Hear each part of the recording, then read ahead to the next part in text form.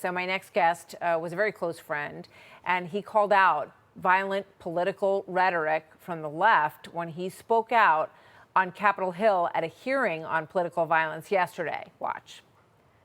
I think Senator Booker made a good point just a moment ago when he said we have to self-examine, we have to be introspective. And, I can't help but think of a line today. Jay Jones has the vision, commitment, and integrity to keep families safe. That's the endorsement of Senator Booker. This is a man who, if people have not been reading the news, has called for a Republican to be murdered, for his children to be murdered, for the children to die in their mother's arms. Senator Booker, in this spirit of introspection, is standing by this endorsement. So I suppose I would invite, perhaps I should have looked, because Senator Booker has left the room, and I think I can guess why. Michael Knowles, host of The Michael Knowles Show, joins me now. Michael, great to have you with us. Thank you very much for joining me.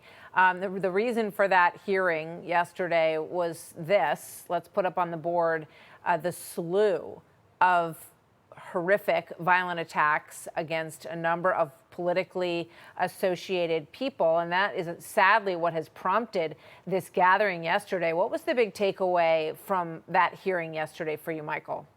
Well, I'm sorry to say the big takeaway is that the Democrats don't want to acknowledge this. They don't want to do anything about it. Half of the Democrats on the committee didn't even show up to the hearing. And then, as you saw in that clip, Senator Booker came in. He said we shouldn't cast any aspersions. We shouldn't say that the violence comes from one side or the other. He then launched into a diatribe about how the violence really comes from the right. And then before I had a chance to respond to that, he left the room.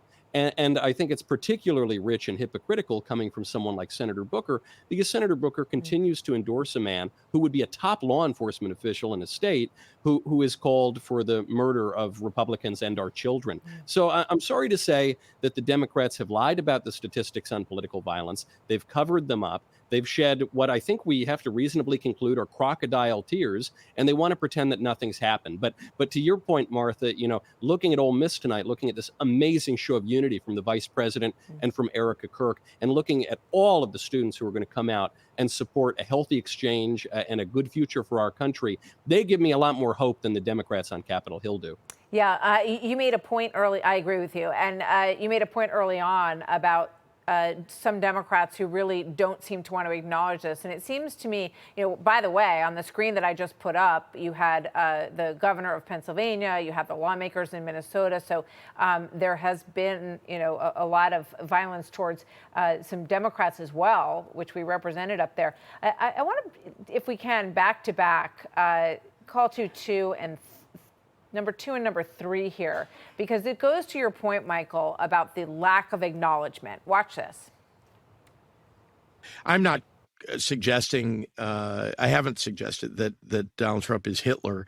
I wouldn't say I don't that think any Democrat has. I actually, and I think it's a smear that they project back on to critics. Listen up, Democratic establishment. You can either jump on board with this or we're coming after you in the same way that we come after MAGA. Period. Stop taking AIPAC money. Go on an I'm sorry I took AIPAC money atonement tour if you want to stay in power. All right. Your thoughts on those, which are, slightly different, but in the big umbrella.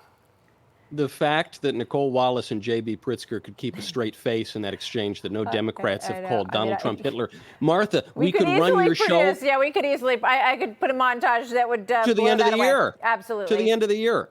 It's unfortunate because obviously it's a fallen world. Violence is just part of the human condition this side of Eden. But when you look at the numbers, even the emblem of liberalism, the Atlantic magazine, has had to admit that left-wing terrorism is on the rise. It exceeds right-wing terrorism now. By the way, the data sets, even federal statistics, don't include left-wing terrorism like the BLM riots, which left dozens of people dead, $1 billion in property damage, like overt attacks by Antifa, which is what I was called to Capitol Hill yesterday to testify about. And so the Democrats want to say it's a both sides issue and secretly it's mostly Republicans, but let's not even talk about it. And I say, how on earth can you solve a problem if you're not willing to acknowledge where the problem lies? Yeah. I think it would be great if we started living in a culture again where people did point the finger at themselves once in a while, and say, you know what, we made a mistake. Some of our language was pretty harsh, and we never intended, obviously, for this violence to happen, but you have to look in the mirror once in a while and acknowledge what's going on. And I think that's also what we're seeing on the ground here in Mississippi. A lot of young people who want a different kind of life and who are inspired. And I think that is a positive sign. I agree with you 100%.